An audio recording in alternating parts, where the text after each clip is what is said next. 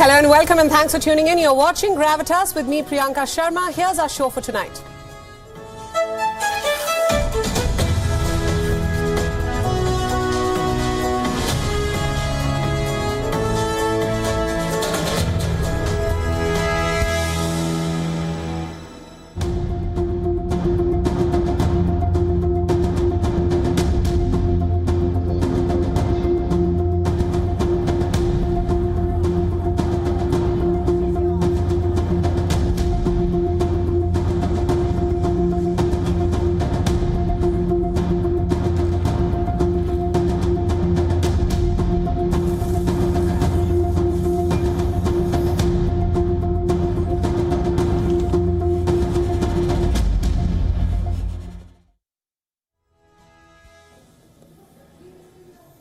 The WHO, the World Health Organization, woke up today and decided to pull up China.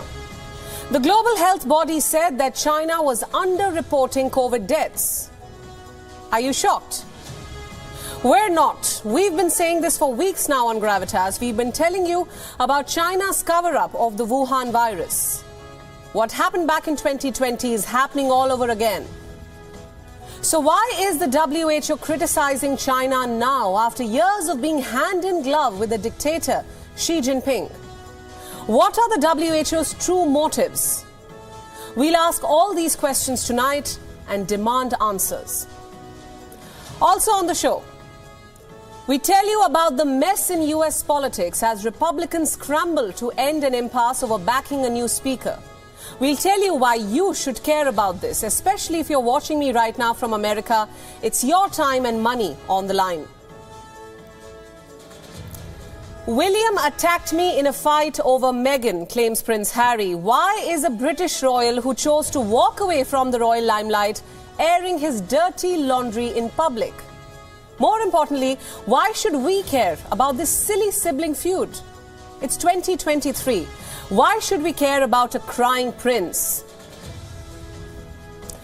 And it's that time of the year when the world's richest descend on Europe's snow-capped slopes. They want to ski, enjoy a relaxing winter holiday, but this year there is no snow.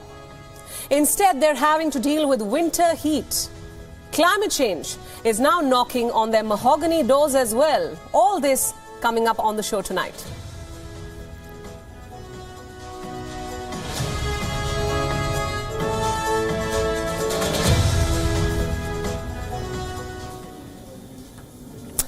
What's the full form of WHO? You must be thinking World Health Organization. Maybe on paper. But in the real world, in this pandemic-stricken world, the WHO stands for China Health Organization. Because since the COVID virus was let loose upon the world from a laboratory in Wuhan, the WHO, a United Nations organization, has worked less to serve the world and far more to protect China's image, to cover up the truth. And for China's leader, dictator Xi Jinping. The WHO's website says that the organization promotes health, keeps the world safe, and serves the vulnerable. Do you really think the WHO has been doing any of this? You know the answer. The WHO has only been serving and safeguarding China. And now, it seems to have woken up from its inebriated slumber to realize that China has been cooking up COVID stories, underrepresenting and undercounting Wuhan virus deaths. Let me now read out what the WHO's emergencies director recently said. I'm quoting. We believe that the current numbers being published from China underrepresent the true impact of the disease. Are you kidding me? Where's the news here? Where's the headline?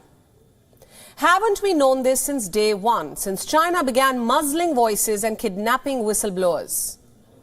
We've known that the Chinese denial narrative was fraught with deception. What took the WHO so long to realize this? Actually, I'd like to answer that tonight. You see, this organization, the WHO, was wearing horse blinds. Or maybe it was wearing a mask across its eyes instead of across its mouth. This man, the WHO chief, Dr. Tedros, was an ally in China's campaign of lies. He became an accomplice in China's crime. It took a series of deliberate missteps to shield China. In fact, let's recall some of them, shall we?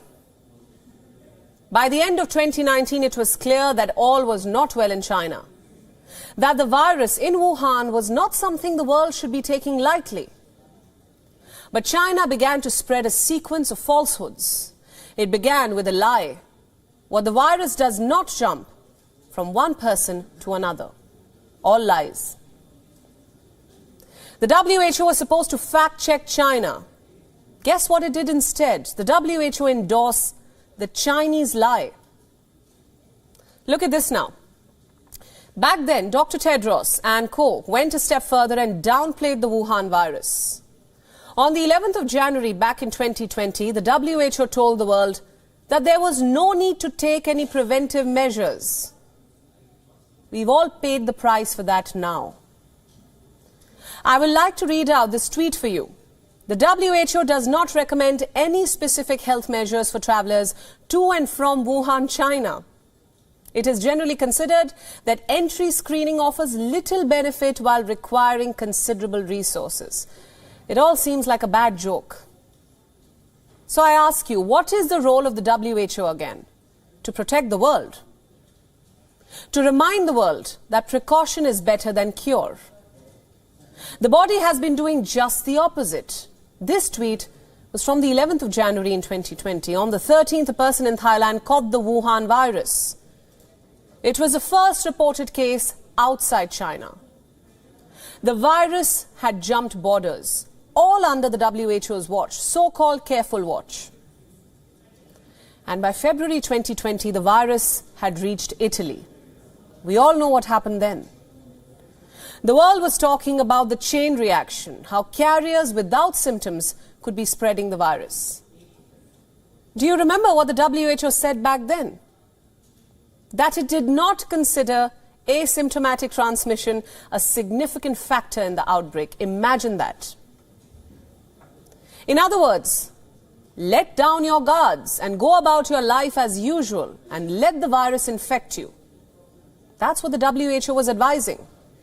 Do you realize the World Health Organization, or this China Health Organization, is now culpable in millions of deaths?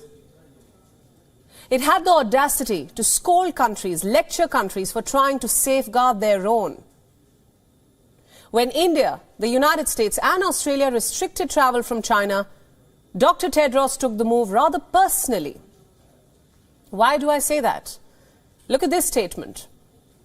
We reiterate our call to all countries not to impose restrictions that unnecessarily interfere with international travel and trade. Such restrictions can have the effect of increasing fear and stigma with little public health benefit. Can you believe that? This man did not care one bit about public health. He let the virus spread. The body watched people die. The WHO wasted as much time as he could before declaring the Wuhan virus a pandemic. And all this while, Dr. Tedros was singing praises for Xi Jinping, celebrating the dictator's supposedly rare leadership. In January 2020, Dr. Tedros told the world, and I'm quoting here again, I was very encouraged and impressed by the president's detailed knowledge of the outbreak. He's talking about Xi Jinping. Why is it then that 3 years on, the WHO is okay with the fact that China has not shared a word, a single word, on the origins of this virus? One wonders, what is it that China has on Tedros? Was this Dr. Tedros' way of saying thank you to its mentor? For he would not have become the WHO chief had it not been for China's support. So was Tedros repaying China with his silence? Or is there more? Some people holding important positions went public with allegations of corruption. Remember Mark Pompeo? The US Secretary of State under Donald Trump, he once told a group of British lawmakers that China had bought the head of the WHO, which may explain why the WHO became a Chinese mouthpiece. Why was it endorsing China when the Chinese virus was jumping borders, wreaking havoc, causing deaths? Let me now read out what the WHO once said. It said, China had quote-unquote rolled out perhaps the most ambitious, agile and aggressive disease containment effort in history. So what happened? Why are the morgues in China full? Why are 70% of Shanghai's residents reportedly infected? In February 2020, Dr. Tedros said, and his team said, that China had averted and delayed hundreds of thousands of cases, protecting the global community. Breaking news, 6 million people have died, all because of the Wuhan virus, thanks to the WHO's betrayal. So it's no use waking up now. It's too little, too late. The pandemic was the WHO's moment to rise up to the occasion and provide a global health leadership. God knows we all needed it. Instead, it chose to run a cover-up campaign on behalf of a criminal. Here's an idea. Instead of calling out China 3 years into the pandemic, the WHO should shake off its inebriation, conduct an internal audit, and sack its chief. Maybe then it will be news. I want to ask another question. Are the Republicans suicidal? You know, the party of former US President Donald Trump, they are busy building hurdles in their own path to presidency. Case in point, what's happening in the US House of Representatives? I'm guessing most of you may not have had the time or the desire to follow the developments, but it's important you do that. So now I'll do a quick recap for you. The House of Representatives, as most of you know, is the lower house of the Congress. It has 435 seats. After the midterms, the Republicans have managed to take control of the House and bag 222 seats. Now, as the rule goes, the party with the majority gets a say on who the House Speaker is. Obviously, the opposition nominates a candidate too. But given the sheer muscle power of the party in control of the House, the numbers obviously go in the favor of their candidate. Like earlier, when Democrats controlled the House, the chair was Nancy Pelosi's. She resigned after the midterms. The task before the Republicans was to fill Pelosi's chair and find a candidate who could be the House Speaker. The majority of Republicans chose this man, Kevin McCarthy. He's a representative from California. He's 57 years old. McCarthy won his first election back in 2000. He went on to serve as a House Minority Leader between 2019 and 2023. Currently, he is serving his 8th term in the House. On the 3rd of January, the House sat down to vote for the Speaker. McCarthy needed 218 votes to win, which should have been a cakewalk, given Republicans have 222 seats. But 19 Republicans refused to support McCarthy. There were 3 rounds of voting, and McCarthy could not manage to secure the numbers he needed. The candidate nominated by the Democrats, Hakeem Jeffries, had all 212 of his party's votes. But you see, this is not a first-past-the-post system. For a candidate to become a speaker, he or she must manage to secure at least 218 votes. Get an absolute number. And now the Republicans have a narrow majority, which makes it all the more important for them to stick together. But currently, that's not what's happening. For the first time in 100 years, a speaker failed to win the first vote. Experts called it the most humiliating day of McCarthy's political career. In 1856, it took that House 2 months and 133 votes to elect a speaker. How many ballots will McCarthy have to face? On the 4th of January, McCarthy faced 3 more rounds of vote. Guess what? The number of Republican rebels grew. On the second day, 20 Republicans decided to not vote for McCarthy. 2 days, 6 rounds of votes, and the US House of Representatives still does not have a speaker.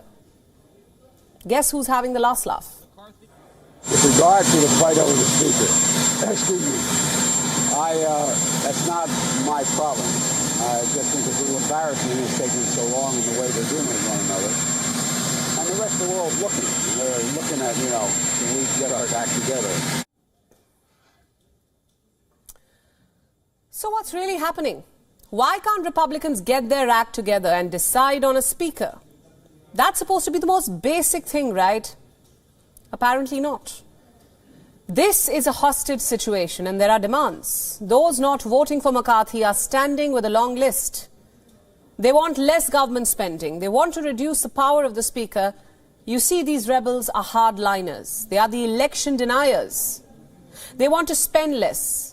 They want a balanced federal budget, one that wouldn't permit deficit spending. They want special rules that would make it easier for lawmakers to fire government workers. They want to fortify the border with Mexico. They want to do away with income tax and impose consumption tax instead.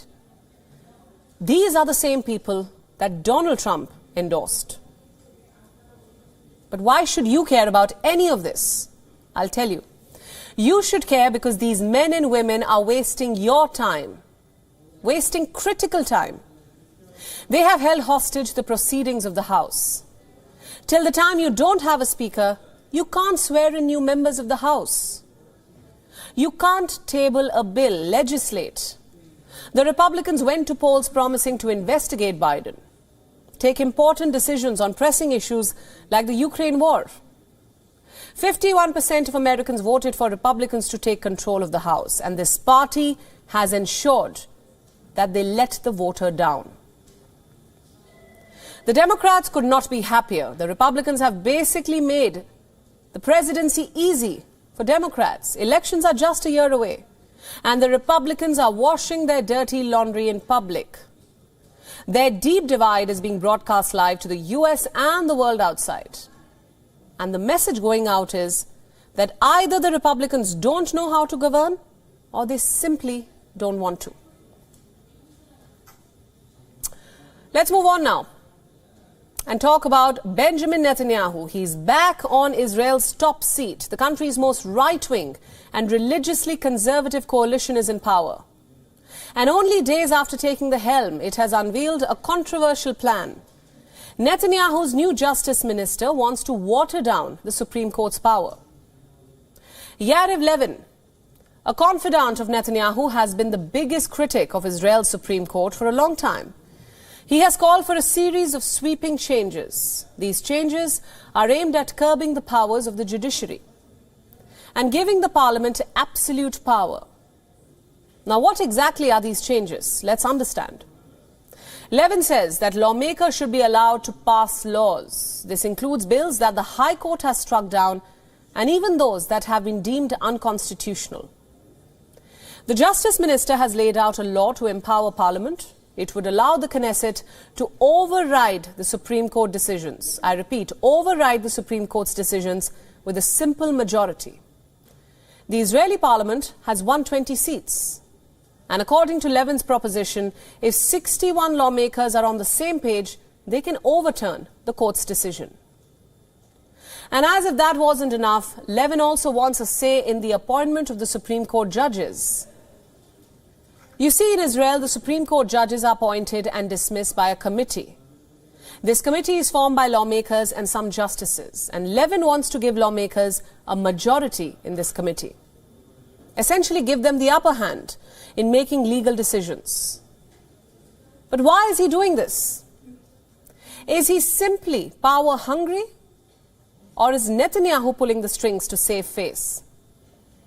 Levin has some interesting arguments to support his propositions. According to him, the public's faith in the judicial system has plummeted to a historic low. That cannot be denied. Because Israelis do have their doubts. History's most right-wing coalition is holding the reins currently. Netanyahu, who has faced charges of bribery, fraud, breach of trust, is leading the parliament. Amid all this, it is only fair if Israelis are concerned over their democracy. But Levin's solution doesn't support the cause. He plans to restore power to the same elected officials who have incited these fears to begin with. The Justice Minister says that the judiciary was not elected by citizens, and yet it makes decisions for them. According to him, this is not democracy. So what is the solution? Giving absolute power to Parliament? How ironic. Aren't his propositions themselves an assault on democracy? What happened to the concept of checks and balances? Some of Netanyahu's allies have floated an ambitious idea. They want to split up the post of Attorney General into 3 roles, and 2 of those roles would be political appointments. This would open the door for Netanyahu to install someone favourable and throw out the charges against him. And it's not just us who are finding it concerning. Israel's Attorney General and the opposition have fiercely criticised the planned overhaul. The head of the opposition, Yair Lapid, says that he will fight the changes in every possible way. He has vowed to cancel the reform if he returns to power. Critics have accused the government of declaring war against the legal system. They say the plan will upend Israel's system of checks and balances. It will undermine the democratic institutions. After all, absolute power in the hands of such a hardline coalition is indeed a matter of concern. Netanyahu's ultra-orthodox allies also hope to scrap other rulings, especially those that outlaw Israeli outposts on private Palestinian land.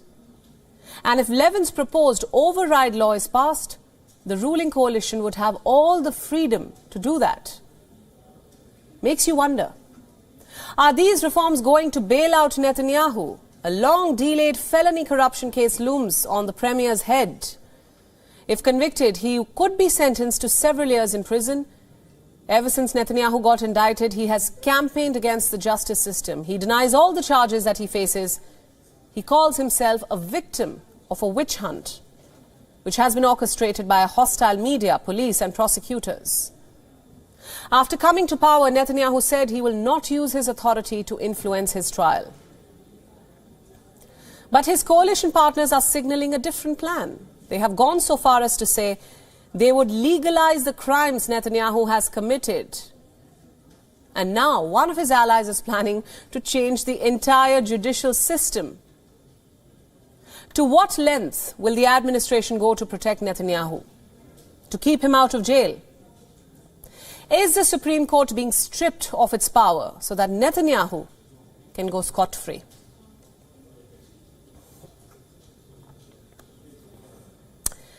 It's just January and layoffs are making headlines already. I hate to be the bearer of bad news, but the story needs to be told. Companies which once promised work-life balance are giving out pink slips. Jobs which once advertised cutting-edge workspaces and in-office naps are laying off workers like there's no tomorrow. I'm talking about the likes of Amazon, Meta, Apple, Salesforce. What happened to the tech dream? What happened to these tech giants? Yesterday, on the show, we told you about the tech empire. We questioned, is this empire seeing a slow but painful decline? Today, I want to talk about the tech bubble. Is 2023 going to be the year that the tech dream turns into a nightmare? Is 2023 going to be the year that this bubble finally bursts? Let's look at some of these ominous signs. This headline has got the world talking. Amazon says it will cut more than 18,000 jobs from its workforce. I repeat, 18,000. Why? An uncertain economy for one. But more importantly, the online retail giant says it had hired rapidly during the pandemic. The company statement is on your screens now. Remember, the company had announced some 10,000 layoffs earlier in November last year. So Amazon says it has laid off thousands after a hiring spree in the pandemic. And we all know about Amazon's blockbuster profits during lockdowns. So it was natural for the company to hire to meet demand. But what's happening now has been long coming. Other tech giants have also handed out pink slips. Apple has paused hiring for jobs outside research. Adobe has eliminated 100 jobs. Cisco Systems is starting a restructuring plans. Job cuts will follow. DoorDash is cutting more than 1,200 jobs. Salesforce will cut about 10% of its workforce. Meta is cutting some 11,000 jobs, the first major round of layoffs in the company's history. I could go on. And they're all citing the same reasons, that they're not shielded from a slowing economy, that they are prioritizing growth, they are restructuring.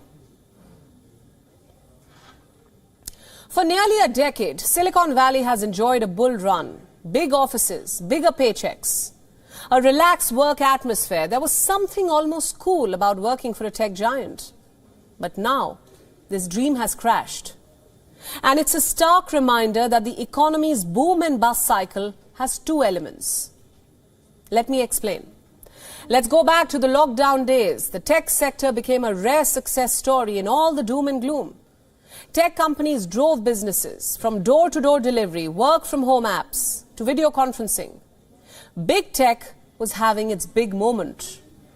IPO activity and venture capital returns soared to levels not seen before. Good earnings and rapid hiring was making headlines in the sector. Cut to now, the present. Investments are down. The tech IPO market has slumped to its lowest level since the crash of 2008. Stocks have plunged. Apple and Amazon each lost more than $830 billion in market cap in 2022.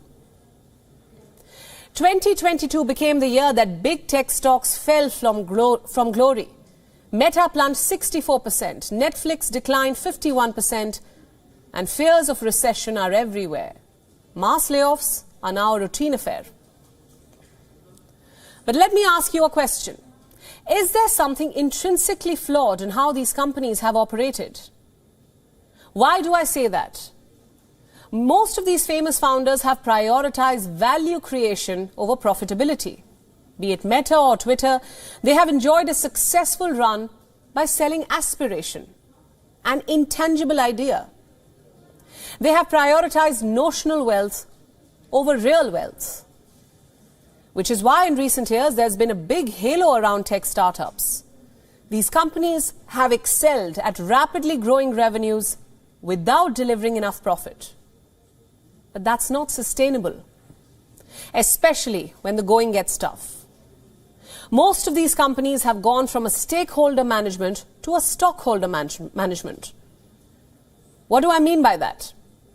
A shareholder is someone who owns stock in your company, while a stakeholder is someone who is impacted by a project in your company. So while an investor or stockholder may only be concerned about finances, you, the employee or stakeholder, may be wanting much more than that. Why is this problematic? Because you see, it is usually the stockholder who has the upper hand. Take the case of any tech giant or founder. They create an illusory value around their business model, around their product. So when the going is good, the stocks jump. The stockholder takes home big money. The stakeholder, not so much. And that is exactly how these founders have become billionaires. And when the economy slows down, their net worth may take a hit, but it is you, the employee, who suffers. You are sent home with a severance package as a consolation. So there you have it. The tech bubble seems to be bursting. Companies are under pressure to cut the bloat. They're paying the price for rapid hiring. The appetite for big spending on big tech is going down. Investors see the high wages and cushy perks as unsustainable. These tech giants have to face a new reality. They're being forced out of a period of growth at all costs. I'm not saying it's time to write off Silicon Valley. But as we head into 2023, it's high time that tech giants change how they operate. Look around you. Mission-oriented startups are not so mission-oriented when facing investor pressure. Hiring freezes, layoffs, management apologies. They're all reminding us that jobs are breakable contracts, not sacrosanct vows.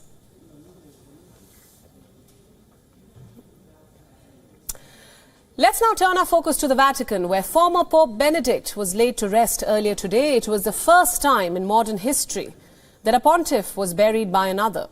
Our next report gets you all the details. Take a look.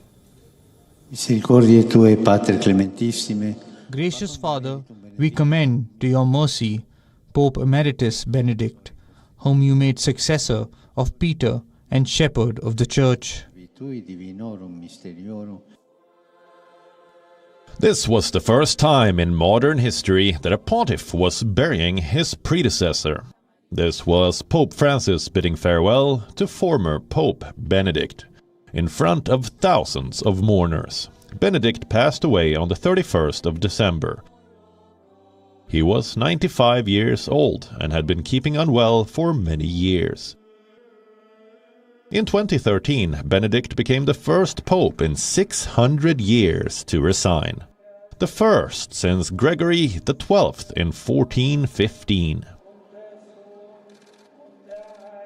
Benedict led the Catholic Church for fewer than 8 years. After retirement, Benedict retained his papal name, but preferred being Father Benedict. He spent his final years in the Mater Ecclesiae monastery, located within the Vatican Gardens. Earlier today, he was given a funeral similar to that of a reigning pontiff. 60,000 mourners descended to the Vatican's St. Peter's Square. In attendance were 125 cardinals, 200 bishops, and some 3,700 priests. 13 heads of state, the King and the Queen of Belgium. He was buried by Pope Francis, who arrived on a wheelchair and led Catholics in bidding farewell to the former pope. Also delivering a homily comparing his predecessors to Jesus Christ. As pallbearers carried the coffin away at the end of the Mass, a wave of applause erupted. Some people could be heard shouting "Santo subito," meaning "make him a saint now."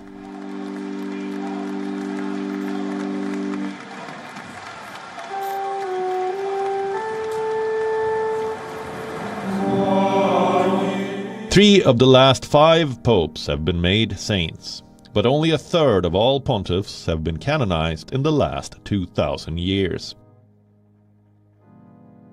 After the ceremony, the coffin was taken inside the basilica. The coffin was encased in zinc and then sealed in a second casket made from oak. Benedict was laid to rest in a tomb where the first pope, John XXII, and then John Paul II were buried before beatification. Benedict was buried with coin and medals minted during his time as pope. Also, the palliums he wore, and a metal cylinder containing a rogito or text describing his papacy.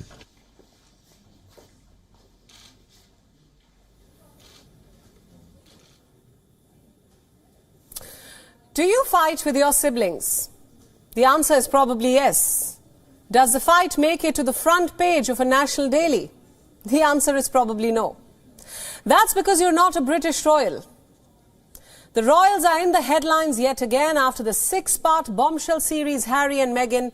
The younger prince is about to drop his memoir titled Spare. The book was guaranteed a bestseller by its publisher even before a single page was printed. And as its release date nears, Harry is hitting the news with one statement after another.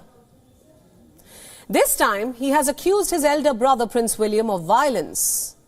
"William attacked me," says Harry. I'm sure you've seen these headlines splashed across mainstream media, no matter which part of the world you're watching me from right now. The incident has been laid out in detail in Harry's memoir. It will not be released till January 10th, but The Guardian says that it has obtained a copy amid a stringent pre-launch security. Here's how it plays out. The row between the two siblings was sparked by Prince William's comments at his London home in 2019. William allegedly called Meghan Markle difficult, rude and abrasive. Prince Harry described what happened next as a physical altercation. Here's what he wrote. "He grabbed me by the collar, ripping my necklace, and he knocked me to the floor. I landed on the dog's bowl, which cracked under my back, the pieces cutting into me. I lay there for a moment, dazed, then got to my feet and told him to get out." Seems like a family squabble gone wrong. Let me ask you this. Which siblings don't squabble or get into petty fights? But this is a plot right out of a cheesy soap opera. Just because they are the royals, that too in the 21st century, they can make every small incident significant, or shall I say, marketable. Only days ago, Prince Harry made a supposed emotional statement. In a trailer for the sit-down interview with another journalist, he said, and I quote, "I want my father and brother back." The British felt bad for poor Harry. He wanted to reunite with his family, they said. You may disagree with me, but at this point, it's almost like Harry and Meghan are selling glycerine tears to the world. Prince William is the heir to the throne, and the younger royal sibling is unlikely to ever live up to that. So he seems to be looking for his own sense of purpose. Let's call it that. Last month, Harry and Meghan dropped their television series. The documentary raked up more than 81 million viewing hours globally, and that too in its very first week of release. Many people found it a one-sided, sympathy-inducing account. Was it synonymous with a cheesy soap opera? Most would say yes. But did it stop people from watching it? No, the figures state otherwise. Is the royal family making fools of the British people? It's not just a show. In fact, the whole royal family's life has become a cringe-worthy soap opera. Cringe-worthy, but also binge-worthy. A guilty pleasure for common people. People want to keep up with their drama only to make fun of their staged tragedy, or revel in the gossip, discuss it at work, at dinners, before and after meetings. It is almost like keeping up with the Kardashians, if the Kardashians had royal titles, that is. In 2021, Harry and Meghan left the monarchy. They said they would not return as working members of the royal family. Their decision was driven by a need for privacy. The world applauded their so-called brave move. The couple wanted to escape the limelight that came with royal pressures, royal responsibilities. And yet, 2 years on, the duo simply cannot stay away from drama. The couple is actively seeking ways to stay relevant, either through shows, memoirs, or tear-jerking interviews. It's not just Harry and Meghan. Everyone seems fascinated by all the royals, the monarchy. Let me be clear, it is a redundant institution. For God's sake, it's 2023. Here is a royal family living on taxpayer money. It seems the only great thing they have done is taken birth in an esteemed family. Their ideals, their views, their relevance is all a thing of the past. But even as I say this, I know that the king's coronation is approaching in May, and we all know everyone would be glued to their screens watching King Charles III wear the crown. Royals would trend on social media again. Memes will be circulated. Laughs and tears will flow in equal measure. And I'll be back here again telling you why there's no place for a monarchy in 2023.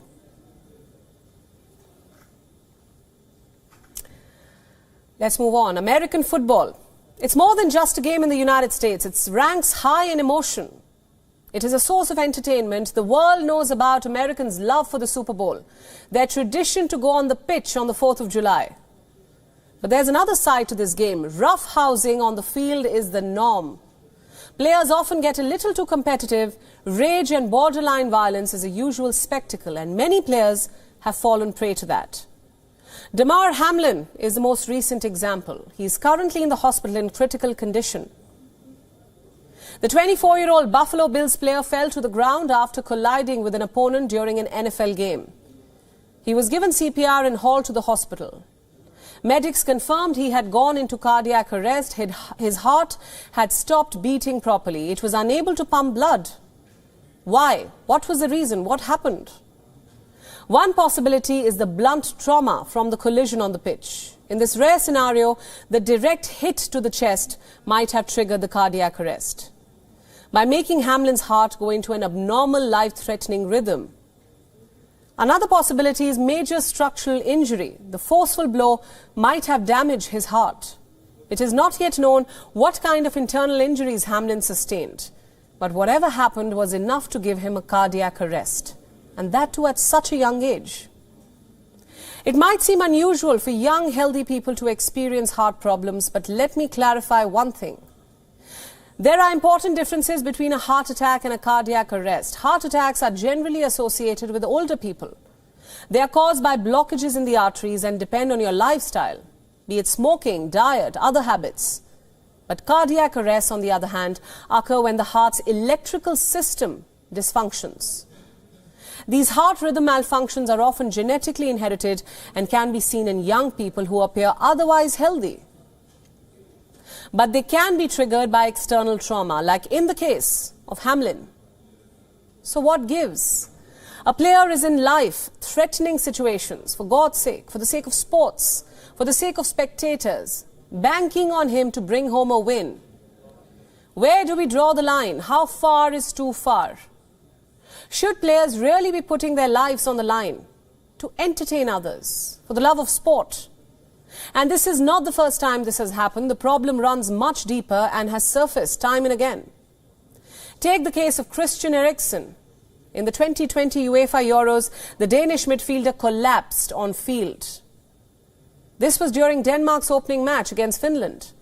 The players on the pitch, those inside the stadium and fans around the world held their breath. Eriksen's teammates linked arms to hide his fight for survival. He had suffered a cardiac arrest. It took him more than 8 months to get back on the pitch. And it's not just the heart, it's the brain too. Autopsy reports and research has made some shocking revelations. Several NFL players who died in early death suffered some sort of brain damage. The game has had a long-running legal battle over concussions, a battle which it seems to be losing. As of 2022, researchers found CTE in 110 out of the 111 former NFL players. This includes some of the league's most legendary players. I'm talking about Aaron Hernandez, Andre Waters, Colt Brennan, Junior Seau, Jovan Belcher, the list goes on. What is CTE? And what is its relation with NFL? CTE, chronic traumatic encephalopathy, is a progressive brain condition. It is thought to be caused by repeated blows to the head and repeated episodes of concussions, frequent head trauma. It produces abnormal protein in the brain, and these proteins are essentially forming tangles around the brain's blood vessels.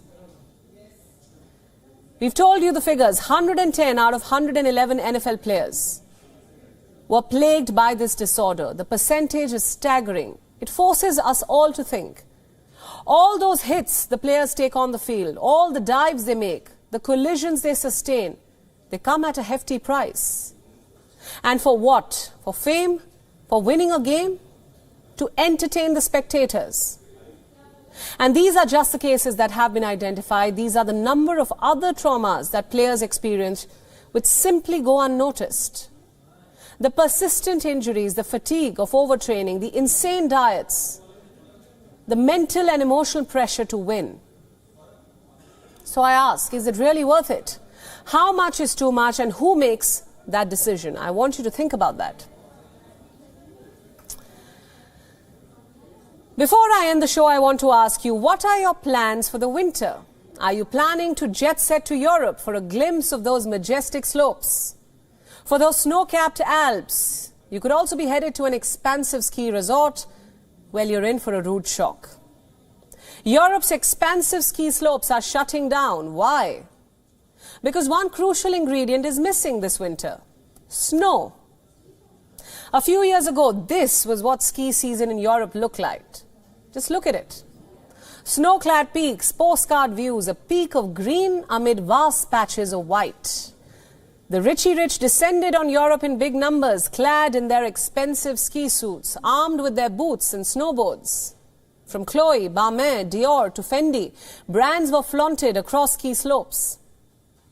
And who can forget après-ski? I'm talking about the parties which followed ski season. From hot chocolate to champagne, it was a decadent winter holiday. France, Sweden, Switzerland, Italy, these were just some of the favorite ski destinations of the rich and famous. Some invest in luxurious property, others rent out cottages. And no winter vacation was complete without a social media post about snow. Hot chocolate is a hug from inside, they said. Keep calm in winter on, they said. There's more. Snowflakes are kisses from heaven, they said. But what happens when there's no snow? What happens when there are no picturesque snow-clad peaks? How do you ski without snow? You see, the rich are suffering because climate change is knocking on their mahogany doors. The world's richest ski enthusiasts will have to contend with snowless slopes this year. Just take a look at Switzerland's world-renowned ski slopes. They have lost their trademark powdery snow. What a disappointment, especially for winter sports aficionados. Ski resorts in Europe are shutting down. Resort managers were eager to make most of the holiday season. In fact, January is their busiest month. But they're now staring at snowless slopes. How are they to beckon eager skiing enthusiasts to their doors? Forget about a winter holiday. The Richie-rich have to deal with winter heat. In Switzerland, for one, temperatures have climbed as high as 20.9 degrees Celsius in January. Europe's record-breaking warm weather has closed down ski slopes. Germany, Poland, Czech Republic have all been hit by a heat wave. Some regions are recording temperatures worthy of June, so naturally, grass and mud have replaced seasonal snow.